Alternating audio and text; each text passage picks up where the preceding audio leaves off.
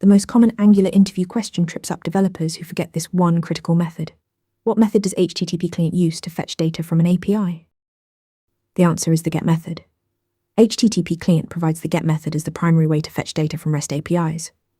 You call it with a URL, and it handles the HTTP GET request for you. This is the foundation of data fetching in Angular applications, and the first thing interviewers expect you to mention. But here's what separates good answers from great ones. The GET method doesn't return your data directly. It returns an observable. This is crucial because observables are lazy. Nothing happens until you activate them. The HTTP request won't even fire until something subscribes to that observable. So how do you activate it? You have two options.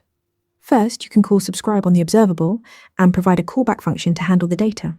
Or second, you can use the async pipe in your template which subscribes automatically and handles cleanup for you. Both approaches work, but async pipe is generally preferred for simpler code. Two final points that show mastery. First, always import HttpClient from angular/common/http. And second, use TypeScript generics to type your response. Call get with angle brackets and your interface like get angle bracket user array close bracket. This gives you full type safety on the returned data.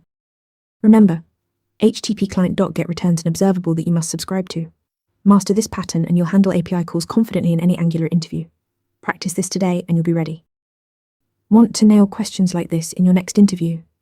Interview Mentor gives you hands-on practice with real questions. Every answer gets a grade with specific, personalized feedback.